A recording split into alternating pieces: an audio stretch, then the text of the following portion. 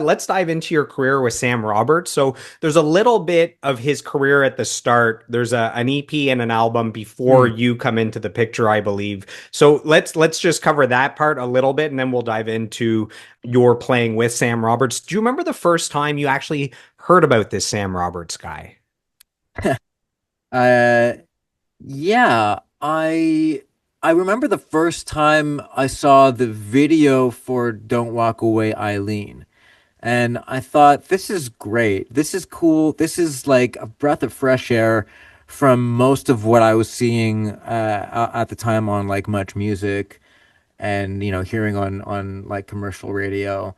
Uh, and and I remember also being in like a cafe I used to hang out at in Montreal and hearing Brother Down, and I knew that there was a lot of hype about around the song, and I remember thinking, I don't get it. I don't even like this song. But I did like Don't Walk Away, Eileen, and then Where Have All the Good People came out, and I also thought, man, this is great stuff. And a friend of mine played me who had bought the album We Were Born in a Flame, and played me their favorite song, which was Hard Road. And they put it on, and I was like, man, it's okay. But you know, and I was just hearing constantly about this Sam Roberts guy, and he's from Montreal, and I'm thinking, I felt like I'm pretty dialed into the musical pulse of Montreal. I never met this guy. I don't know this guy. Where the hell did he come from? What the fuck's going on here? And then it's funny because I remember talking to a very close friend that I had been working with, playing music with for years, and was in his band, and always at his studio recording his music and stuff. And I'm on the phone with him, and I hear one of like Sam Roberts tracks from that album playing in the background, and I'm like, "You're what? Do you have the radio on or something? What's going on?" And he's like, "No, George, who's was this guy's roommate. This guy, George, he's a drummer. He played in the Deers. He's like, yeah, no, George is just listening to, okay, he because he played on the album." And I'm like, what? And it was like I was just dumbfounded. I was like, what? You guys know this guy, Sam? Like, yeah. And he's like, yeah, we went to like high school together. Like, I know all those guys. We're like really close friends. And yeah, I had no idea. And so that was my perception of things. Like, I was, for the most part, a fan. I was a fan of what they were doing. I was a fan of the songs, with the exception of Brother Down. But luckily that one grew on me, because I've had to play it about 1,000 times. Yeah, so that was sort of my perception before the idea of ever playing in the band was a reality, was even a thought. So that EP comes out in 2002. That's the Inhuman Condition EP. It had the two singles you mentioned, Brother Down and Don't Walk Away, Eileen. Both were Mhm. top five hits in Canada. That EP goes gold. I remember man, that EP was so huge, gets two Juno nominations. That's how I discovered the band as well. Brother Down, even though it's not your favorite of those two Yeah. songs, Yeah. that's the band's still today most popular song on Spotify with over 20 million plays. Why do you think other people love that song so much? Um, they have no taste. I don't know, man. I mean, it's a great song. It's got a great vibe. It's got a great hooks, good cool groove. Like, it's hard for me to not be able to understand why someone would like it, because now I love it. It just didn't hit me at first. It took it took a while to grow on me. And It took hey, 1,000 live performances. yeah, yeah, but it's like, some of my favorite music like ever growing up took some time to grow on me. So it was a grower for me, you know. The part in the song where it breaks down and it's just the bass and vocals, that part's pretty awesome. Yeah, the like for all intents and purposes, that's the chorus. Yeah, that That's the part's pretty chorus. the Yeah. bass line just playing underneath is pretty awesome. Yeah, yeah, doubling the melody. Yeah. It's cool. So we have a fan question from Becky Simonowski. Her question is, what is one piece of advice you wish someone had told you about the music industry? Huh, interesting. When I was working with Frank Marino and Mahogany Rush, I was like we mentioned, I was 20. I was young. I was green. I didn't really know anything. I just had like the ideas of what the music industry was from movies and, interviews and stuff. But I was already getting like quite an earful in terms of the lessons to be learned from the music industry, the things to avoid and to look out for. Um, but like prior to that, I'm kind of glad I didn't really. I'm glad no one said try to sort of teach me the realities, the harsh realities, because it would have like I think it would have shattered my young dreams. I kind of I'm happy to have had the Learning on the job kind of yeah, thing. the learning on the job, but like the idea of what it was when I was the age that I was, like that there was opportunity out there, and there was more opportunity out there, uh, like trying to in my teens and getting into different drummers. Like I wanted to be a session musician. I wasn't planning or like my goal wasn't to be in a band in particular. Um, so, like knowing that in the 90s that at the time there was a pretty healthy music industry and recording industry and everything. I think it's like no one can predict the future, so I'm happy that I was blissfully ignorant at the time. After the success of that EP, then Sam Roberts releases his debut full length studio album, We Were Born in a Flame, in 2003. Man, it goes to the next level. Now, instead of going gold, this goes double platinum, a bunch of hit singles. It won 3 Juno Awards. At this point, do you start to be a believer in Sam Roberts? Well, yeah, at this point, I'm like, gotta get me a piece of this. Yeah. Yeah, that's so cool. I went back, I listened to the entire Sam Roberts and Sam Roberts Band discography to prepare for this interview. And I have to say that, there's 5 singles from that album, but 2 of my favorite songs on that album are deeper cuts, Dead End and No Sleep. Do you have any thoughts on those 2 songs? Do you play them at all live, or are they too far back in the discography? We play them. Yeah. We've been playing Dead End a lot lately, and it's one of my favorites actually I have a lot of favorites, and most of them are ones that I didn't play on. Um, that's just because I'm a self-loathing drummer. But yeah, Dead End, love it. No Sleep, love it. Love the groove in No Sleep.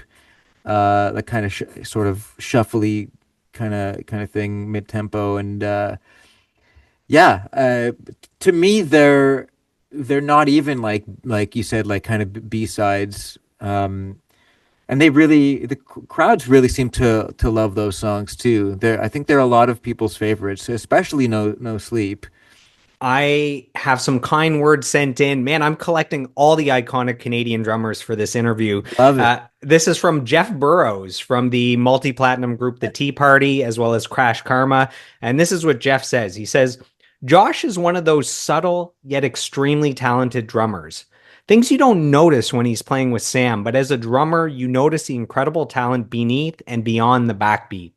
One of the best times I've ever had was sitting 12 feet behind the professor at a Rush show with Josh as we both lost our minds watching Neil work his magic. Forever a vivid and fond memory. That's from Jeff Burrows, The Tea Party.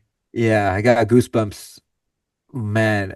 Yeah, again, it's man, like just these guys that in my teens seeing on Much Music and stuff and Music Plus in Montreal, like that they even know who I am is just I'm just flummoxed, you know. Good word, flummoxed. I learned that from my favorite drummer, actually. I learned a lot.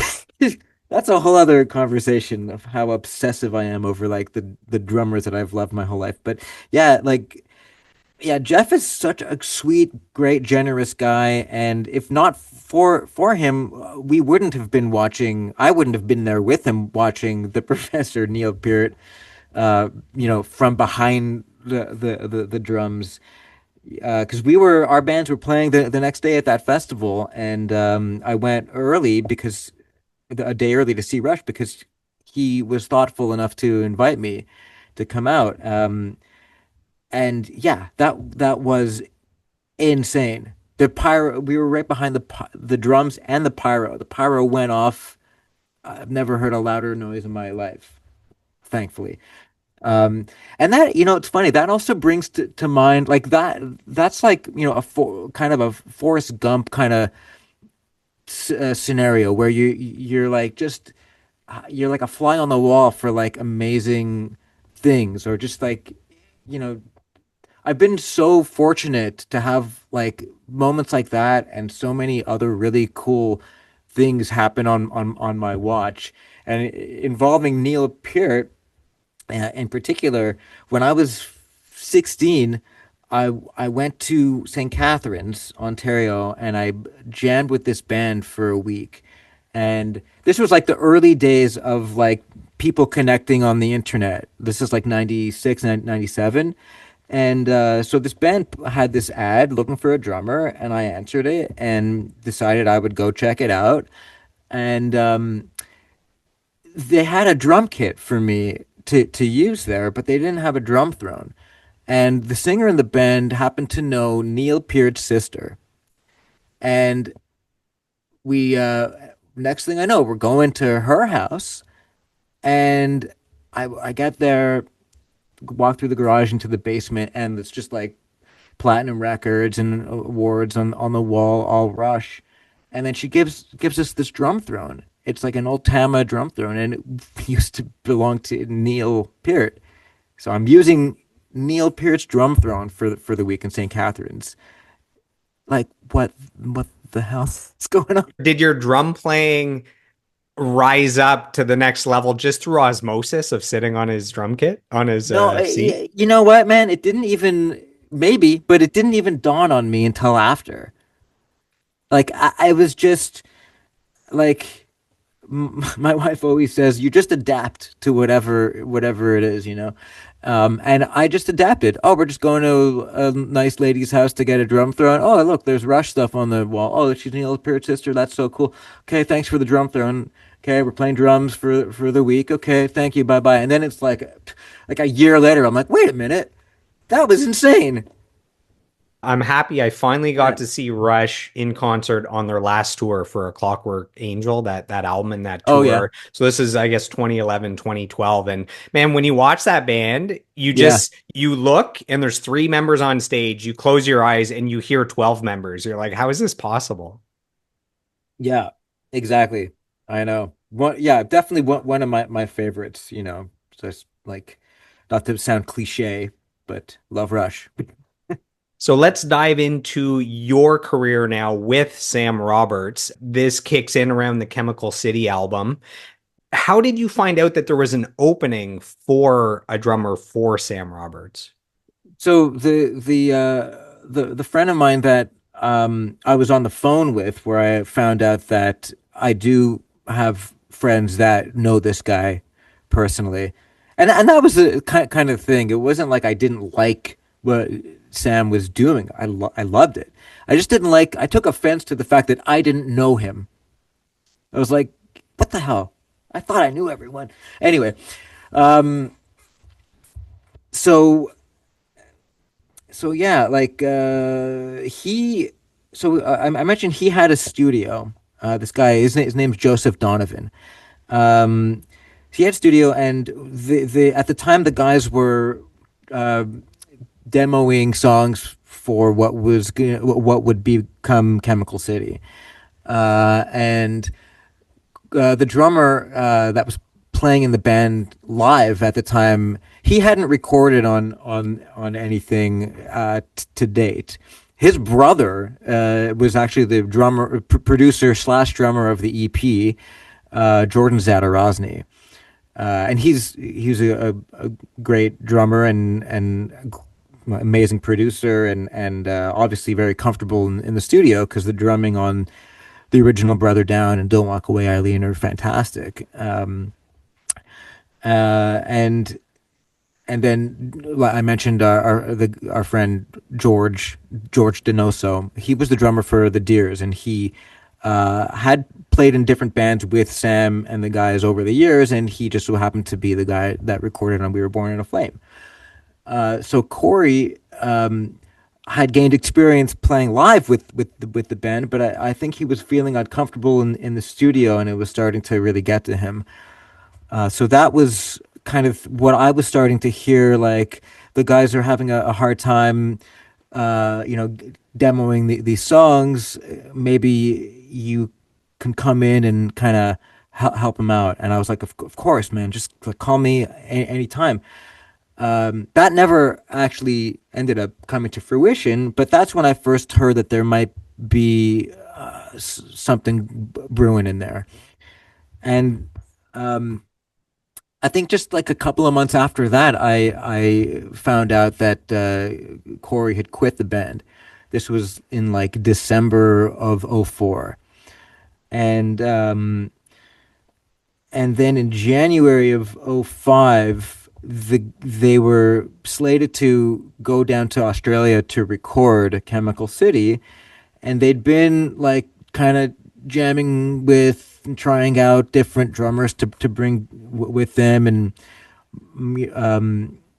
my friend Joseph was really trying to get me into the fold, and it wasn't happening. So he said, "Hey, we're all gonna go down to this pub. Like there was this like place called Le Pistol on Saint Laurent Boulevard in Montreal, and it was owned by Sam's brother. And I'd been hanging out there for the last couple of years. I knew it well, and he said everyone's gonna be there. Like Sam's gonna be there, and like you guys have to meet.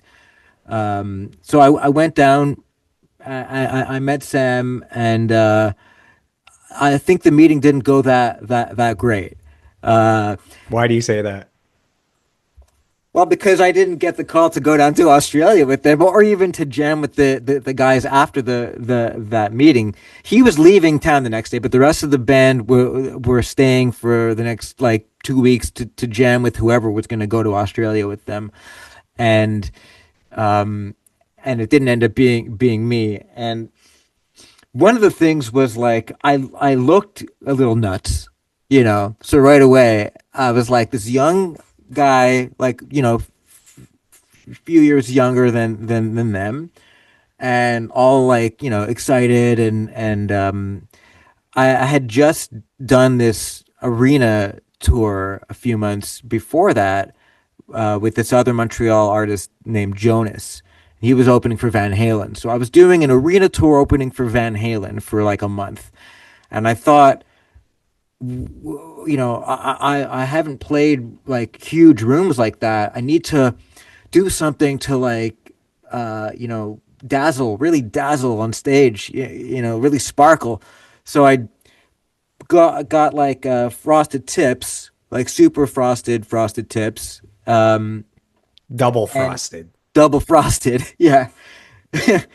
It's so yeah, and at this point my hair had grown out a bit more, so it was like the length of the hair definitely checked the Sam Roberts band box, but the frosted tips thing, now that's a whole other story.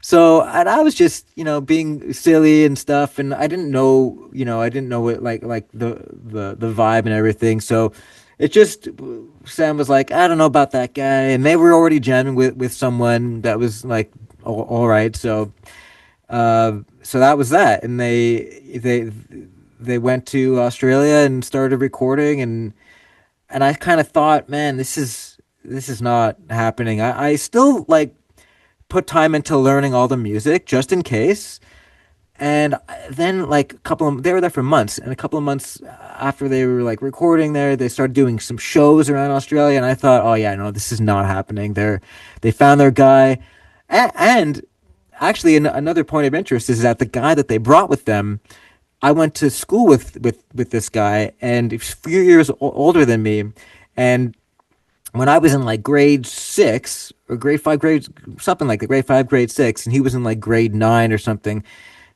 he brought his drums to school and left them in like the front like office, and I went I went to one day to like check him out, and he found out about it and did that whole like confront the younger smaller kid by the like pull him up by his collar and be like, hey man, don't touch my drums, like Step Brothers type shit. Yeah. And so it was kind of like, oh, like kind of scary and everything. And it was like, and now he's the same guy is recording with the band. It was like a double slap in the This face. guy's ruining my life. Yeah, yeah, yeah. No, but we were actually cool after that. Like, after he like got me by the scruff and threatened me. We were cool after that. And then anyway, so they came back from Australia, and um, I was starting to hear that they weren't gonna stick with this drummer, and then I think they were at this point they were kind of stuck. They made up their minds that they weren't gonna keep the other guy, and festival season was fast approaching. And my friend Joseph just was talking to them, and he's like, man, just give Josh a shot. Like, just jam with him. And so finally they caved and they brought me in to jam. And, I think that they had no choice because we had shows to do. But you You were know, also ready by then. You had been learning the songs. I've been learning the songs. I cut the frosted tips had grown out. So yeah, no, it was game on. It was game on. They met Josh 2.0, which is what they Exactly. needed. Exactly. So yeah, that was that. And I played my last two gigs with Frank Marino just before that, and then I went to Toronto and I played with my friend Mike Evan, who was working with Jim Cregan from Bare Naked Ladies, and Sam's cousin Danielle Duval. So I did that gig, and that was the Bare Naked Ladies thing. You know, working with Jim, and the next day, that was June 9th. It was like a North by Northeast show. The next morning, I took the bus back to Montreal. June 10th, got my drums. My dad brought me down to the Sam and the guys' jam space, and we had our first jam. That leads into the recording of the album Chemical City, which comes out Mm. in 2006. So I'm just going to give some of the accolades on this album. So there's Mhm. three singles, The Gate, Bridge to Nowhere, and With a Bullet. All three are top 10 singles, and The Gate goes to number one. Do you remember hearing the news that this song this is your first number one single? Yeah, I do. I remember where I was in like the parking lot of like a seedy hotel that we were doing a photo shoot at. Um, yeah, I remember where I was when I heard various pieces of news surrounding Chemical City, which is, I mean, it's like the first time for these, monumental occurrences in one's life. It's amazing. Like I remember like when I found out that the album went gold, I was ordering my first butter chicken I ever had at a place in Edmonton. That's a double win. Yeah, exactly. Exactly, because it was very, very delicious. And then Um, do you remember finding out that it went platinum? yeah, that was more recently after Okay, it built over time to platinum yeah, status. yeah, it went gold like pretty quick, pretty like in a matter of a few weeks, I think, and then the platinum thing happened like you know a decade later or something like that, which is sort of par for the course with Canadian music. Did Yeah. you feel pressure with this album trying to follow up the multi-platinum success of the last album, or were you just more excited to be a part of the Sam Roberts experience with this album? I was just excited to be a part of it and, to lend my musicality and musicianship to the project. Uh, the pressure to reproduce another successful album, or maybe the to even combat that, and to because that's a sort of a very popular like trope in music and in the art, is to like purposely like do the opposite of it's like the artistic integrity. It's like, well, I don't want to sell out. I want to like make an artistic statement, and that was definitely something that was going on with Chemical City, because it was like almost like in some ways a concept album, and it's your second record and it's the follow up to a very successful uh, debut. So I was just my role was contribute the best I could at the time, and try to read the room, you know, and that's what I think I did. And the everything that was recorded, or most of what was recorded in Australia, had to be redone actually, and that's why I got to be on that album in the first place, because they came home with a quote unquote finished product, but there was some sonic issues with it, and maybe some performance issues, and what have you. So a story that some of the guys in the band like to tell is the song "The Gate" that you mentioned. I actually That was one that we didn't re-record from scratch because Sam loved the vibe. Um, but there was no click on that. A lot of the stuff was recorded with no click, and uh, the sort of roadmap, the meter roadmap on that is like really all over the place. Um, so I kind of learned where it leans to, like where it, speeds up and slows down and whatever. And he wanted to maintain the energy on the original thing, so didn't want to redo it. So I went in and put my drums over the existing roadmap or blueprints of the song, and miraculously, it ended up coming out and sounding like groovy and good and single worthy. I've been a Sam Roberts Band fan for 23 years, and still to this day, Bridge to Nowhere is my favorite song. And did you know you had something special when you guys finished writing and or recording that song? Um, I wouldn't say so. I mean, certainly from my perspective, I didn't even think of any songs in terms of uh, is this one going to be successful or not. I hadn't that part of my like music business mindset hadn't even formed yet at that point. And I just thought this is music that I respect and that people really seem to respect, the same way that one would respect, like, an artist like Leonard Cohen. I always in many ways put Sam in that category as an artist and as a songwriter. So commercial viability never came into the equation, not then at least.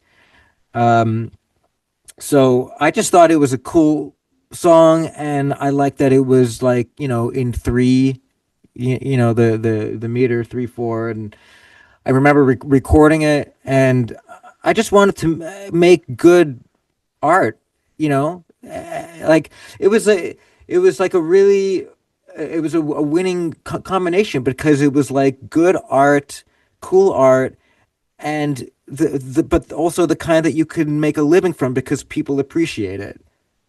You know what I mean? And so yeah, that's really all it was, and I think that's what anyone in the band probably thought of it as well. No, I don't think anyone was even thinking about if it's gonna really resonate on that level, you know? So we started the interview by trying to manifest that someday you're going to tap dance at the Junos. Well, this album gets nominated for Rock Album of the Year at the Junos and it wins the Juno Award for Video of the Year. What did those early nominations and wins mean to you? This is Canada's Grammys acknowledging your music and your talent. Yeah, well, like the We Were Born in a Flame like swept the Junos and you know that was right before I came into the band and I just you know as a sort of a spectator and a music fan I was just astonished that you know a rock band a really raw and rugged rock band could reach people like that on that level and beat out you know established international acts. So it felt like we were in Canada's warm embrace. You know, coming into it, it felt like a safe space. You know, and I think that's probably what helped to perpetuate the idea of like making art rather than trying to make successful hit singles. So that was a really nice place to be in. And yeah, and definitely having that sort of relationship with the Junos over the years where there's recognition. I just obviously it felt great to be recognized and to be you know to have the idea that people would make space for what Sam and the rest of us are doing and putting out there because as time has gone by there's a lot less space for anything for any one thing. Um, and that's also partly why over the years it becomes something different. You still have to try to play the game of, you know, and ask the questions: Are people gonna respond to this? You know, that's something that you have to put back into the equation because it's not just we can't just keep making Chemical City because we're not doing it on the heels of something that was like that was as far reaching as We Were Born in a Flame. But yeah, the Junos playing on the Junos, which we had done multiple times, and being a part of it is just it was just fantastic to have those opportunities. As we collect quotes from Canada's most iconic drummers. Yeah. This next one is from the drummer of my all-time favorite band, Winter Sleep. This is from Lowell Campbell, who has also been playing with Billy Talent for the last few years. I Yeah. went out and saw him and he crushed it with Billy Talent. Cool. So Lowell says, Josh is a master. We've had great fun in the drum nerdiness universe over the years. He kind of embodies someone you think is in or should be in the Wrecking Crew, but he's just a G from Montreal. I remember the first time Winter Sleep opened for the Sam Roberts Band back in 2006 ish in Fredericton. We geeked out about vintage emperors, and it's been a joy to see him consistently be on the top of his game since then. He's a sweetie pie and an awesome musician slash person. I hope you guys talk a lot about Jeff Porcaro. Much love, Josh and Joelle. That's from Lowell Campbell, Winter Sleep, and Billy Talent. Oh man, that's so sweet. That like he mentions the first time that Winter Sleep opened for us, and I literally remember I can still visualize like Lowell setting up his drums right in front of me. I had just gotten back from visiting the Sabian factory, and I came back with like some fresh pies from Sabian. I was just putting them on my kit, and Lowell was setting up, and that's when we first met. That's when I first, set, yeah, like, looked into his baby browns. He has He, brown eyes, I man, think. his drumming with Winter Sleep, Very he's kind almost like eyes. the main instrument when you see them play. His drums are Yeah, like so his commanding up his there. parts are so cool, and he is just such a sweet guy. And he's crushing it with Billy Talent. It looks effortless, and that's it's like a lot of times you see great players and it looks effortless, and you wonder, is it? And no, it's not. It's painful. Like even like looking at videos of myself after playing something, and I know that I was like dying up there, and then I look at it and I'm like, man, it's like it's not fair.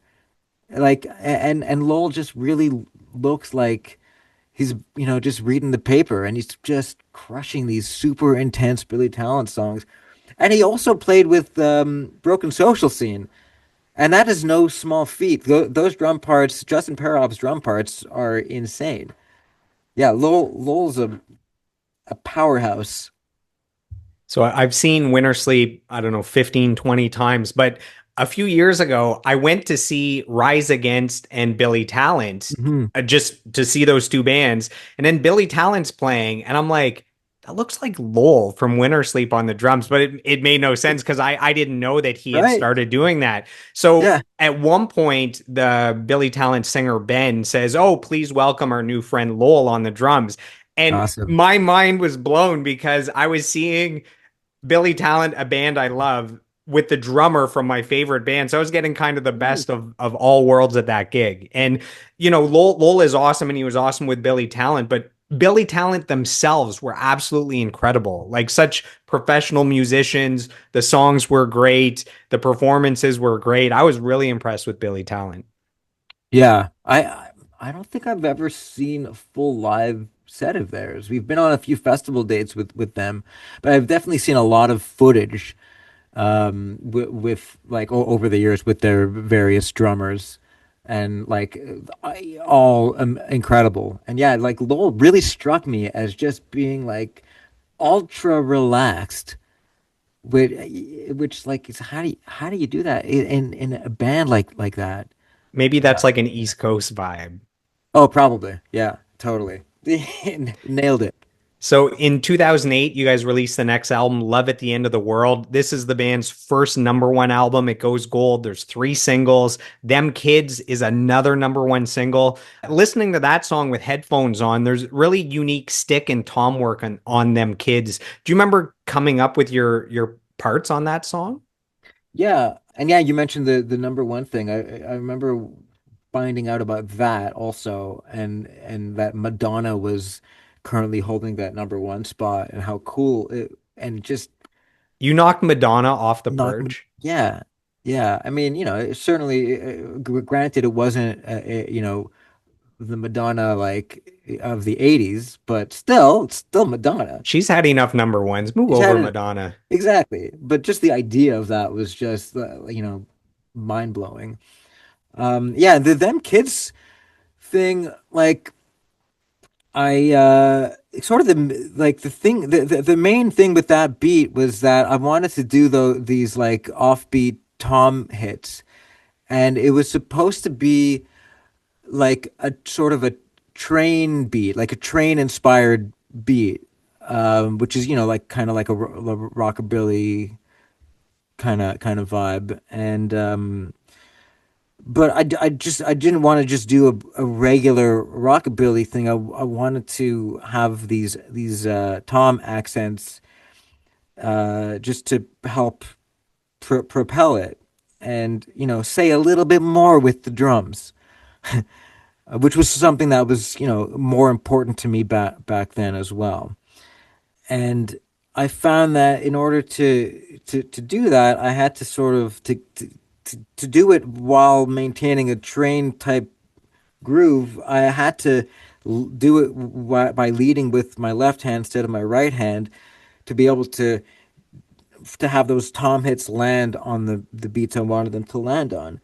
And so that's just what it turned into. And then like the all the other beats with the right hand ended up being more interesting to play on the rim of the snare rather than on the head.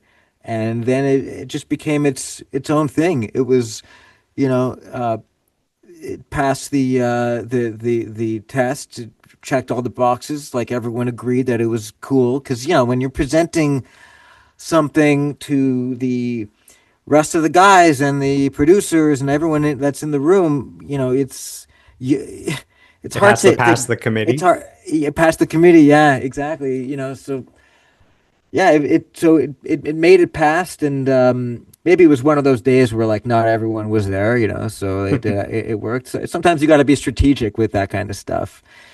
So yeah, and it's like definitely, especially live, because like I incorporate something uh, that I picked up from another fellow drummer around 2008.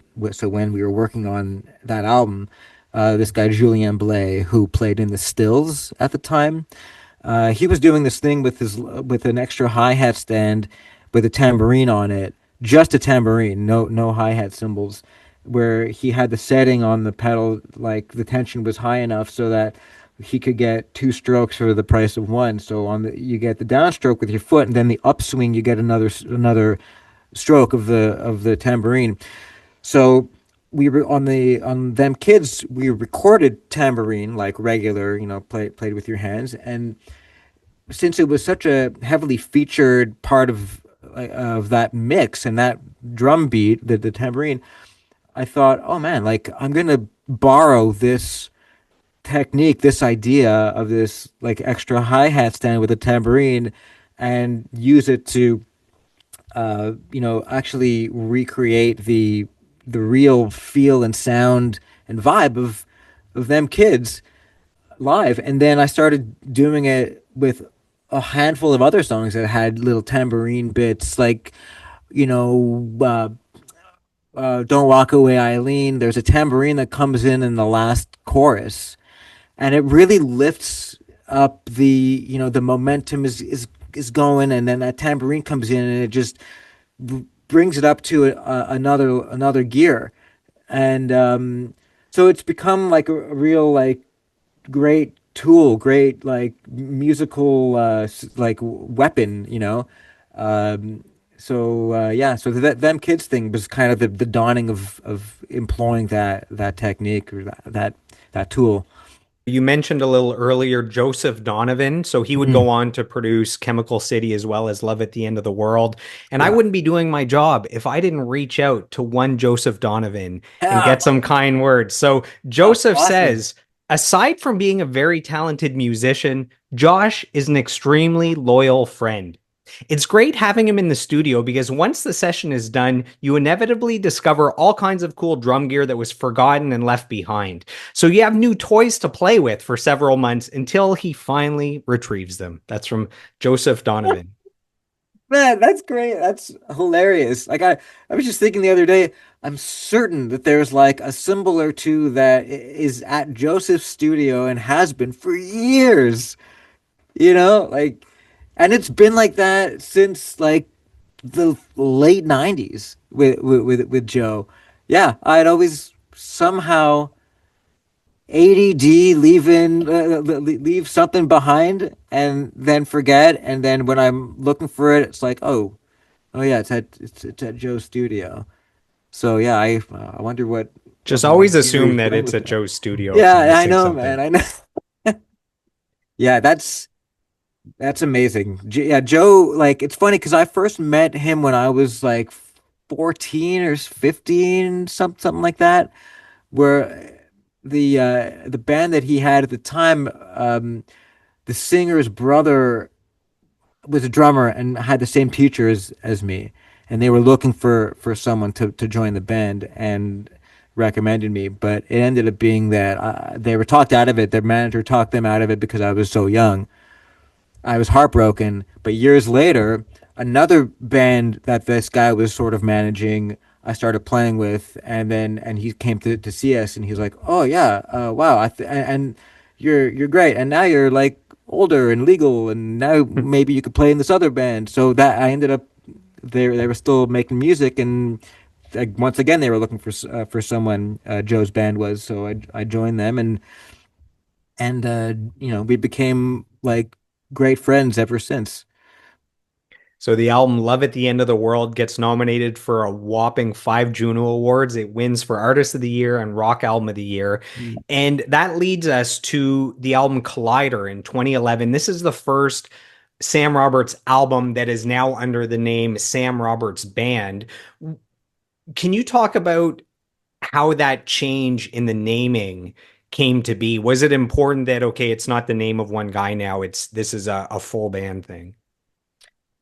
I think it was like, definitely just sort of a representation of where we were at as a unit, and then the way that we worked together on the songs, and 'cause Sam would bring in, especially in those days, a more bare bones demo, and we would really take a lot of time together to put the pieces of the song together, and then that coupled with like the family vibe of the band, it just seemed to make sense, and I think timing kind of just has a lot to do with the name of things at certain times. And I think that when there was the initial success, it just so happened to be Sam. You know what I mean? It just so happened to be certain guys in that are in the band, like James, our bass player, at that time was teaching English in like Korea, and it just wasn't the quite the unit. So it made sense for it to be called Sam Roberts. But then years later, it was quite obvious that it was a unit, quite a band of brothers, and it just made sense. And I think it was just the time to make that change. And we were being billed as Sam Roberts Band live, like the whole, pretty much the whole time. Certainly by the time I got into the fold. Yeah, so it was nice. It didn't matter to me personally all that much. I was just like, okay, we're gonna do that now. Cool. You know, uh, I didn't really have an opinion one way or the other. It was a nice thing to do though, for sure. So the album Collider had 4 singles, two of which, I Feel You and Let It In, were top 10 hits. Man, this album has some serious groove to it. I think this might be my favorite Sam Roberts Band album. Is that a popular take? Do you hear that a lot, or is that a exception? Is that a That's an strange exception, take? man. Is You're it the second person to tell me that it's one of your favorite ever? albums. Yes. Yeah. No. Man, No. it's the songs are all great. The grooves are great. The recording's great. To me, it's might be the strongest album in the discography, but who am I? That's just my opinion. Do you have anything to say about that? Am I crazy? You can tell me I'm crazy. No. No. We personally love, like, we that was an album where we really got to stretch out and try a lot of stuff, and there was a heavy Afrobeat influence on a lot of those songs, and I really felt like I could experiment more. That was sort of the spirit of that whole album. Like I was bringing in like there's one song. What the hell is it called? I can never remember the names of the songs, man. Was it a Like single or no? and it wasn't a radio single, but we did play it on like for TV shows like this I George Feel You, Strombolos. Last Crusade, Last Without a Crusade. Map. Okay. Yeah. Last Crusade. This is embarrassing. Yeah, like on that song, that well, I feel sorry, Let It In and Last Crusade. Those are the two cowbell songs for me. And on Last Crusade, I brought in a like like a rhythm called and derived from Mozambique. Um, you don't really ever hear that type of, just that type of rhythm in Western music, let alone like a rock band. So it was, yeah, definitely experimental, and we got to do a lot of cool stuff and bring and contribute, especially for me, from my perspective. I got to contribute in a really unique way. So it's very that album is definitely important to me, and we had like the most fun time making it because we were in Chicago for like a month and a half, just living it up, and yeah, it was really fun, really cool. So we have a fan question from Jennifer Toy. She says, why isn't there more cowbell? And I place that directly beneath talking about The Last Crusade and Let It In. So you can tell her, hey, reference these two songs. Put headphones on and listen to these two songs, and you should get your Yeah, fill of cowbell. But yeah. the real answer is there's never enough cowbell. That's why she's asking. Exactly. I know it's true. It's a shame. It's a real cure-all. So I think we're about to go start recording and working on new music. Like, probably around the time that this comes out, I'll be in Vancouver, and we're going to be there for a couple of weeks. So I'll make sure to bring my cowbell with me. And is this for a new album or some singles or an New EP? album, yeah, yeah. Well, that's the idea. We'll see what we walk away with. The album was produced by Brian Deck. Mm. And I have kind words from Brian Deck Are as you well. serious? Yeah, man. Wow, man. This is a deep dive, Oh, sir, and we go all the way in here. So uh, Brian Deck also produced Iron and Wine and Modest Mouse, some awesome yeah. bands, and he must like you because he said quite a bit. So this is from Brian. He says, Whoa. "The thing I appreciate most about Josh's playing is his pocket. He's the Keltner of the North. Streets of Heaven on Whoa. Collider is a great example." Where he places the downbeat and his sense of where to place the 16th note preceding it make that groove irresistible. So this is very drummer talk here. He says He is also a that drummer as well, by the way. yeah, I could tell Yeah, for sure yeah. from the quote. He says also the dynamic that he consistently delivers with that 16th on the kick. Purdy depth on his groove. So Purdy, is that another Bernard drummer? Bernard Purdy, yeah. Okay. And he says, also, on my favorite song of the album, Without a Map, he plays this shuffle that feels great. It makes the eighth note triplet delay that's on the drums texturally interesting because the repeats make a crunchy little flam with his consistent groove. This might be the most technical quote I ever. was just And there's a thinking little that. more. Yeah, He yeah. says, I'd say he's a drummer's drummer, but to me, he's a songwriter's drummer and a producer's drummer. He makes the music work and he keeps his focus on that. So that's from Brian Deck. Very technical. Wow. Can I get that on a plaque and hang it up in here? Gee. Absolutely. We will ship that Wow. over. Yeah, that that's I'm at a loss for words. That is too kind. It's just too much. It's too much. It's too much. Take And it back. all I can see is Brian's face in my mind right now. It's like and just like a flood of memories from the time we had with him, and like it's just so cool. I mean I can't say enough nice things about working with Brian. I really miss him. Jeez. When he called you the Keltner of the North, that's the drummer Jim Keltner that he's It referring is, to. yeah, yeah. It's no big deal. Just the biggest compliment ever. He just played on three of the Beatle members' Yeah, solo albums. Like, no big deal. no big deal. Yeah, yeah. That's fucked up. Wow. Thank you, Brian. So in 2014, you guys released the next album, Low Fantasy. There's four more singles. We're all Yeah. in this together, goes to number one. The song Shapeshifters. When you play that live, do people start cutting a rug and dancing like crazy? Because I feel like the rhythm would take me over if I was there and I had a few drinky poos at the concert. Oh, yeah. Gee, I hope so. It's hard for me to see sometimes what they're doing.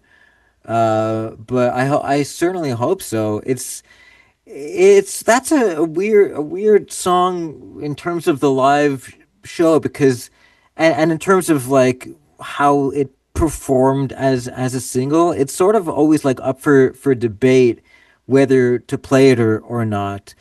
And we played it to death years ago, and we kind of took a break from it. And I gotta say, we started up with putting it back in the set this summer, and I really enjoyed playing it and digging into that groove and that pocket.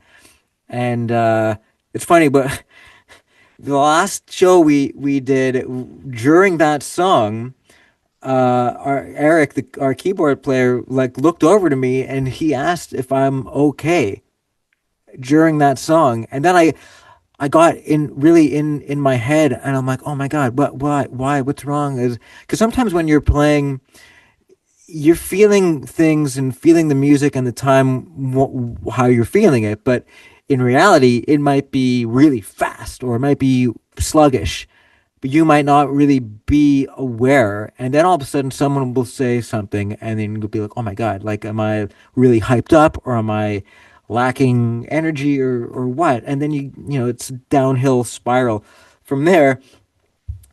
But I tried to not let it get to me, and I just took it like, oh, whatever. Like I laughed it off. And then after the show, I asked why he asked me if I was okay, and he said because the groove was so intense and like deep. It was like a compliment, and, and he was like, "Were you angry? You were really like digging into it. Like I wasn't hitting hard, but something about it felt different to him." And I found that really interesting, but also like really sweet of him to say. But it's just, to put it like in a question of "Are you okay?" It kind of just threw me for a loop. So yeah, that it's interesting that people have been bringing up that song more and more lately. So it's like, and now it helps me have newfound appreciation for it. The Yeah. song We're All in This Together, man, the lyrics could have been written about the pandemic, even though it came out 6 years before the No, pandemic. yeah. The theme song of pandemic. Yeah, exactly. We have a fan question from Donna. Her question is, Josh, you also play jazz style drums as well as rock. How do the two styles differ? I don't know if that's easy to answer. It's not easy to answer, but it's like there's a certain like flow to both types of music, and that's kind of where it differentiates a little bit. Like the touch for, I just know like if I'm you know, getting on the drums and I'm practicing and I'm playing jazz, or if I'm practicing something rock, the intention is a bit different, and sort of like I mentioned, the touch and and flow is like I approach it differently. The time and the way that the time moves, that doesn't really change. It's just kind of like and certainly the vocabulary, of course. The vocabulary is really the main difference, um, and the feel. But then there's like certain areas of rock music and in the jazz world where they converge. So yeah, I mean, it's just you know that's kind of the sort of the best way in this moment that I can sum it up. In 2016, you guys released the album Terraform. There's three singles. The single If You Want It goes all the way to number two. For me, listening to the album, the songs Fiend and If You Want It are awesome. Those are my favorite. And we have a fan question from Lisa Eisenbayes. I definitely butchered that last name. Lisa's question is, how do you care for yourself to ensure optimal physical health and reduce injury for drumming? I don't. I get injured. I'm really bad at that. Like, you know, like warming up before a performance and doing proper stretches or different, warm up techniques. I don't do any one thing, um, as like a like ritualistically. Like I don't, you know what I mean? I don't have like a set pre-show ritual. Um, Sometimes if I am feeling like a little bit tight, I'll do a little bit of warming up. Or if I'm feeling like, my arms or my hands feel weak, I'll do something. I kind of liken that to like when a batter is like, about to like when they're warming up before they get to the batter box. They're warming up with a weight on their bat. So sometimes I'll like warm up a little bit if I feel like I need to with two sticks in one hand, or I'll flip it around so the butt end is which is heavier, just to give like just it's the same principle, because then once it comes off or the weight comes off the bat feels like lighter. And same thing. If I'm warming up with two sticks, smacking them around, then all of a sudden I get rid of one of the sticks. All of a sudden I'm flying, So and then in terms of trying to avoid injury, being loose, being conscious of what you're doing, and not like falling into certain traps. And I think it's like it's just an ongoing thing where you're kind of fighting with the different parts of your brain. Like you can get into like a flow, and the flow state thing, uh which is great and feels amazing and freeing and liberating musically and stuff. But then you kind of also have to make sure that you're keeping track of your making sure your bad habits don't come into play and take over. So it's kind of definitely an ongoing challenge, and it's a constant like learning curve. uh, because yeah, I've had a lot of injuries, like to my wrists and stuff. A lot of the time, not on the drums, but certainly it's happened for sure. So yeah, and I'm conscious of it. It's I don't definitely have like a definitive answer on what like something that works for me. I'm still figuring that out. So in 2020, you guys released the album All of Us. What were the challenges in writing, recording, and releasing an album during a global Well, pandemic? we were all terrified.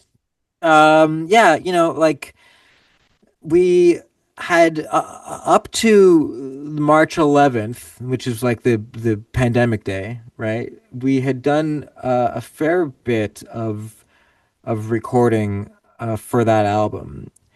But we had planned on finishing things up with a couple of weeks up in the Laurentians, which was supposed to be just really liberating and relaxing. And but that's not what was in store for us. Like I think we went up there on like the 14th or 15th or something, and no one knew what was happening. Every day we were waiting for news, and it was very like really in the middle of nowhere, desolate and beautiful, but we had like very little reception, phone reception, like access to news outlets and stuff. So it was incredibly anxiety inducing. And I remember being up there. I think early on in that experience, and we hadn't yet recorded the song "All of Us." Because I think they were being written a few at a time, and then we would go in and record, and then take time off. Sam would write more and go in and record. So that song in particular, I remember hearing, like listening to the demo the night before I was gonna lay the lay the drums down on it, and listening to the song and hearing those lyrics and how just timely and painfully accurate they were to what we were seeing and unfolding before our eyes.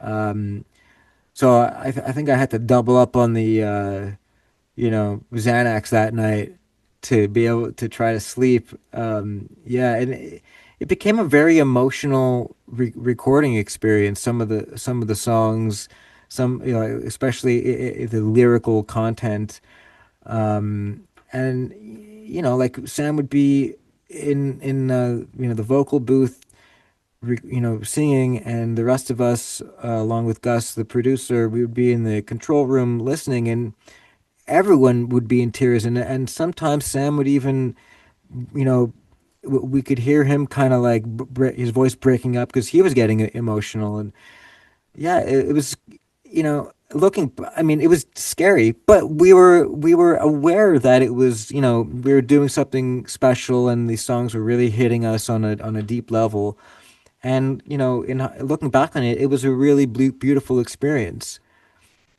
And did it feel cathartic releasing something positive during such dark and negative and uncertain times?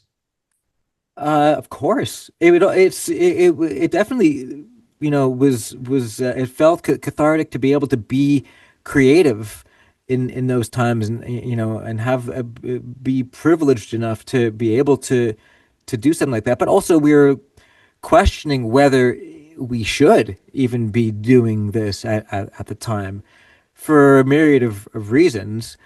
One, like, is it appropriate? Is it too soon? Like that kind of thing. And also just like, is anyone even gonna give a shit? Because people have bigger kind of problems and fish to fry now than like to pay attention to some band's new album. Like, everyone was struggling with financial concerns, health concerns, you name it. So but I think we're glad it turned out the way it did, and we put it out at the time that we did, and it was great. No regrets. The only thing that kind of sucked is that we weren't able to properly tour that album. So in 2023, you released the album The Adventures of Ben Blank. Josh, who is Ben Blank? Yeah, Sam's alter ego. Um, he's always wanted to be a cowboy. Yeah, no, and in some ways that's like a bit of a concept album as well. Um, it's funny, like I don't know if it's just age, but I don't even fully remember recording that album. We did it in Toronto here. I think maybe that's why, because it was just kind of another, because I live in Toronto. So for me, I would just get up and just go down to the studio and then go home. The other guys were here, in like hotels and stuff. So it I think it didn't really have like as much of an effect. It was just kind of like very casual for me. And also, we didn't really work on the music, like in terms of pre-production and that kind of thing. We kind of just went in, as almost like a session musician would, where they just go in, hear the track, and just quickly play what's best, what's right, what works, and there's not a lot of chit chat, and that's kind of what how we approached Ben Blank.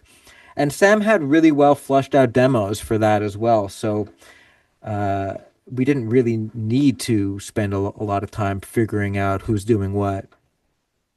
So we have a fan question from Mike Lalonde. The question is, when a band is named after the front man, did you ever feel overshadowed or less important? And do you have any advice on how someone in the future that has a band with a similar naming mechanism can avoid making their bandmates feel less important?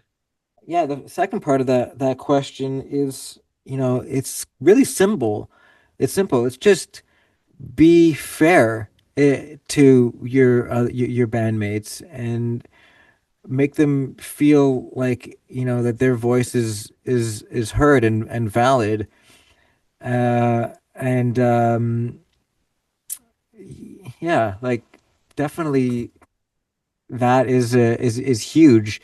And the sign of a great leader is someone that knows that inherently and knows how to properly lead, where they everyone feels involved. And Sam is one of those guys that he's great at doing that. And he's one of those guys that, when you meet them, they make you feel like you're the only one in the world. Like they're just laser focused on you. Um, you hear that about different people, that they have that sort of type of charisma. Uh, so I mean, I guess that probably helps. Just by being a great leader, you know how to sort of manage your team and make them feel like they are part of a team. What was the first part of that question again? If just because the band is named after one member, did it ever make you feel, Oh, yeah. less important or something? No, not at all. Like, and I think for me, from my own perspective, it's just like like I mentioned before, I came up in music, like being passionate and getting into the whole thing and deciding that it was going to be my career under the uh, sort of like hope that I was going to be a session musician, a hired gun, and that is sort of like the name of the game is working for an artist. So working for someone that it's like you, for the most part, it's their name. So it didn't occur to me as being any kind of an issue, any kind of an ego like uh, battle of the egos or anything like that. Um, and then it's just like it's just like with anything, you have to know your place and you have to be okay with that. It's just it's like whether it's a band or you're working for a big company or something. It's just you just have to know your name, or there's going to be conflict. But it's easy to avoid conflict. So, and that's what we do. So we started all the way back at your earliest musical memory, and we've made it all the way to the newest album, Frequencies, that just came out in July. So my understanding is this is basically like a greatest hits album, but the songs were re-recorded. Is that pretty accurate? Yeah.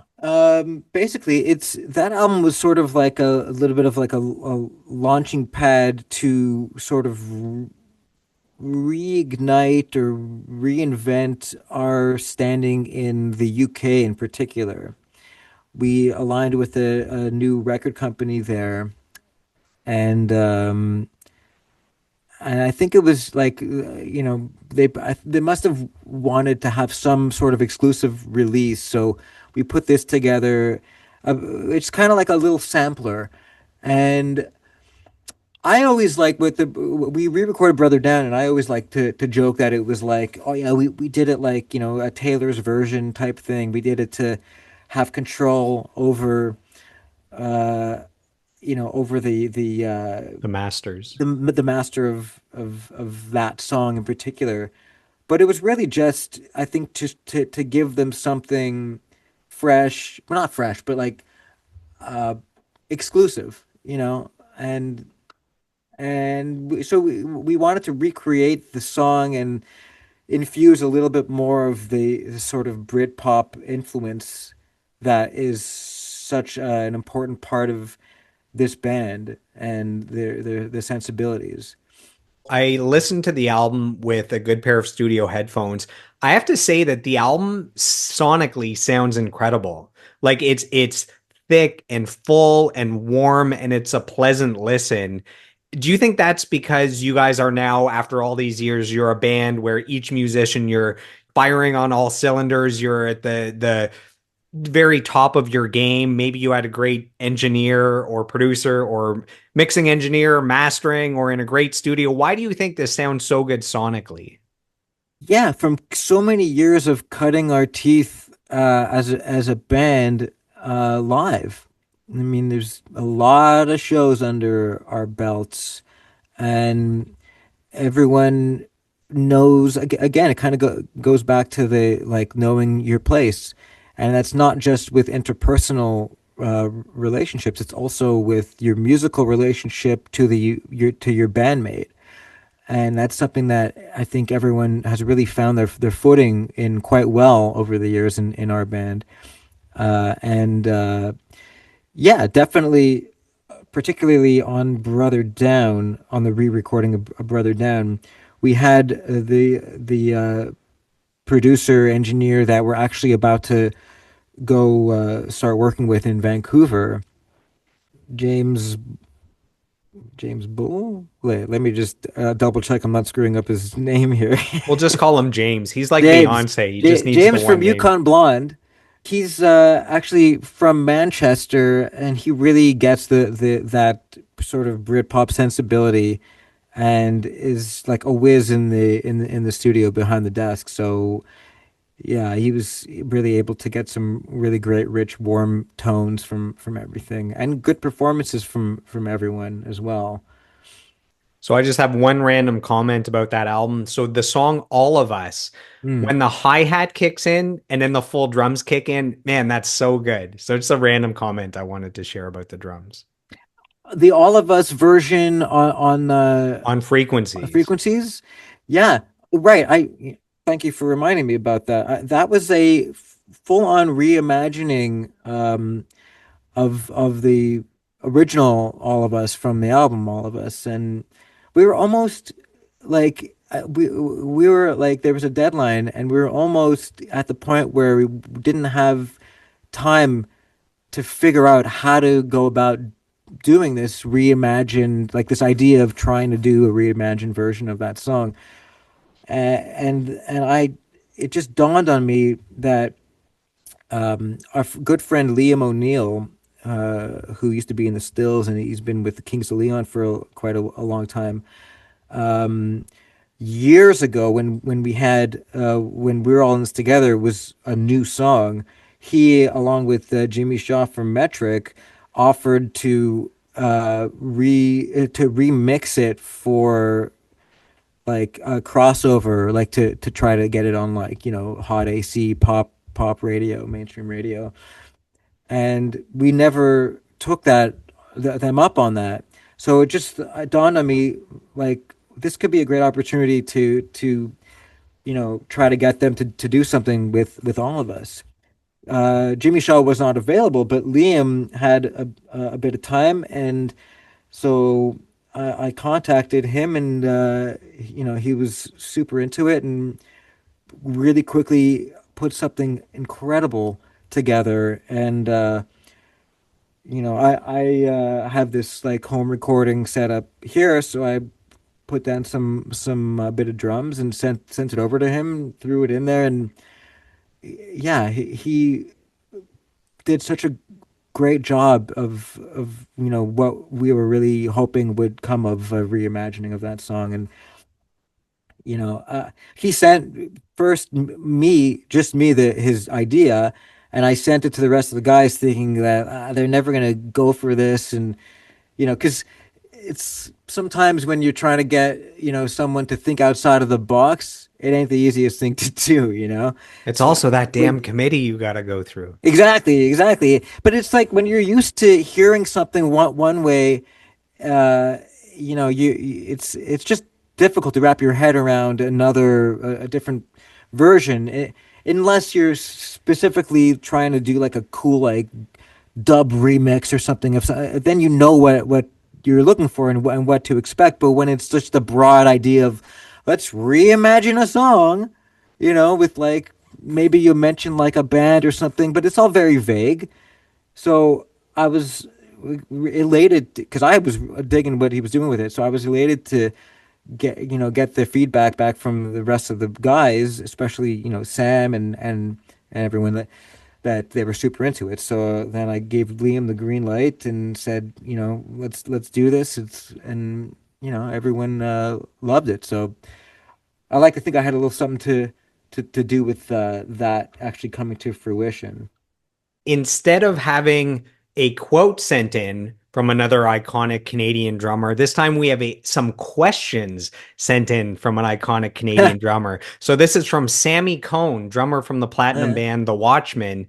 And he has several questions. So I'm just going to read through the whole thing and then we can just rapid fire the questions, go Okay. through them one at a time after. So Yeah. Sammy says, first off, please say hello.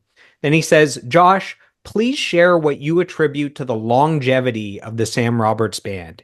Additionally, are decisions typically made collectively by the band or primarily by Sam? I've always been curious. And lastly, what advice would you give to younger bands aiming to achieve similar long term success in such a tough business? So we'll go through one at a time if you want to rapid fire. What do you attribute to the longevity of the band?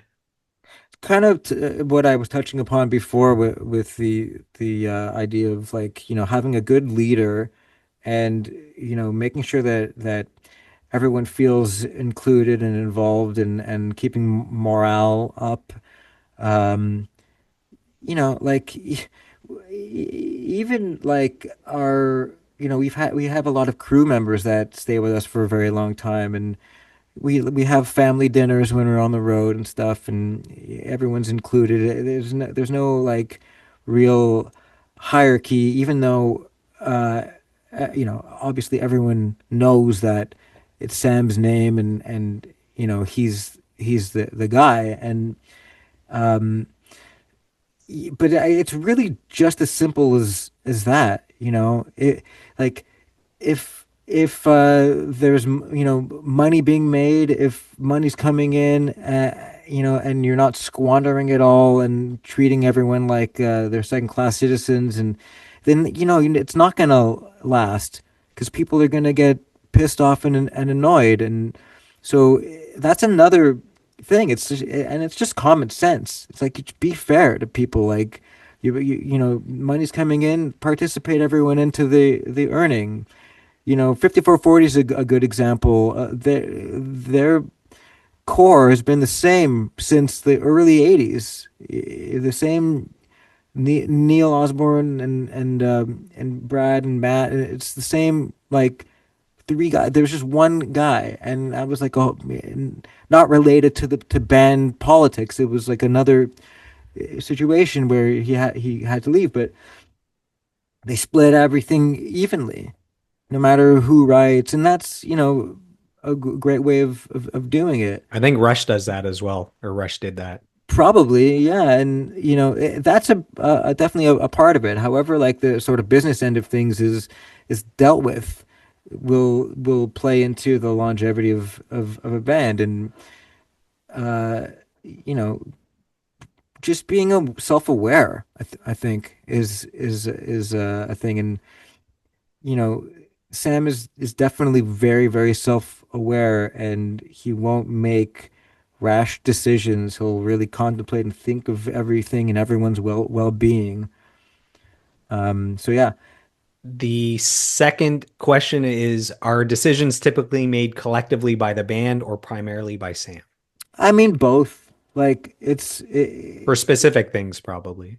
yeah. And there's no real rhyme or reason, or like it's to any of that. It's just some things are and some things aren't, and that's fine. It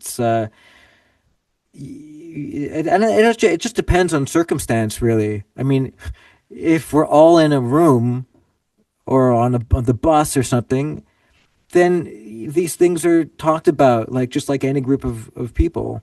Um, and if people are harder to, if everyone's at home and be busy and stuff, sometimes things happen. But yeah, and it's never decisions that really have like an effect, or like especially like a negative effect on anyone. So yeah, I think for the most part, a lot of decisions have been made collectively. You know, like who we get as a producer, for the most part, has been a collective decision. Every once in a while, it's Sam will decide something and inform us, but it's again, it's never anything that's like you know life changing and like negatively or anything. So it's all good. His final question is any advice for younger bands that would also like to achieve long-term success in the music industry? Hey man, we'd all like to achieve long-term success. Yeah, go to med school. So it's what I That's so the it's what best I music industry advice is do something else. exactly. Yeah, it's what I always tell like people at like when I do drum clinics and stuff. But it's obviously it's a joke. Lead with love is the thing I always I like to say. Uh, Lead with love, be fair, be self-aware. It's kind of all the same kind of thing. And and I guess for an up and coming band or artist, that's just to try to be yourself and be good. Good songs will stand the test of time, and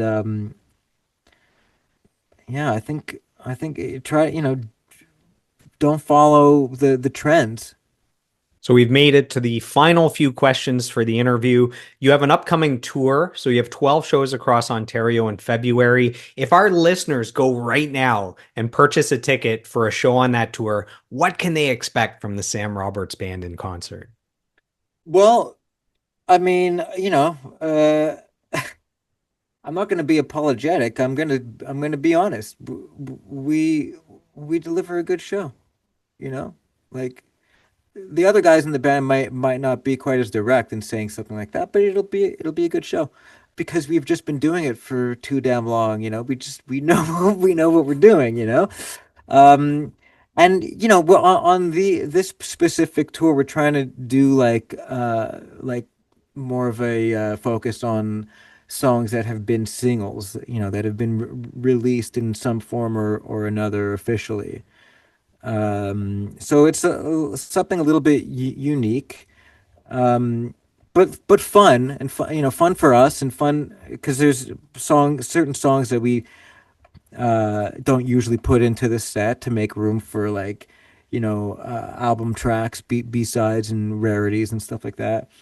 Um, but it'll probably be more fun in the sense of like when you go see like a Bryan Adams and like every song. So it'll be cool like in that sense. I saw the Sam Roberts Band all the way back in 2003, 2004 at a festival somewhere between London, Ontario and Toronto. And this Hmm. might have even been before your time, I'm not sure. But even back It then, would have been, yeah, yeah, yeah. even back then, the Sam Roberts Band was awesome. And now you guys have had 2 decades of leveling up your game. So I'm trying to hype you up. I'm trying to hype the tour Thank up you. I here. appreciate it, man. And you know what? I would say it's a different kind of awesome.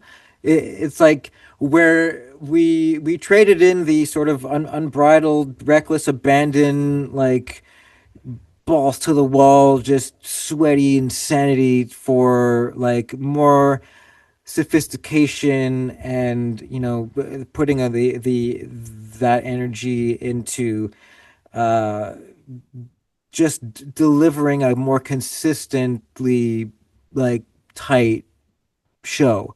Even though the set list changes every day, normally under normal circumstances.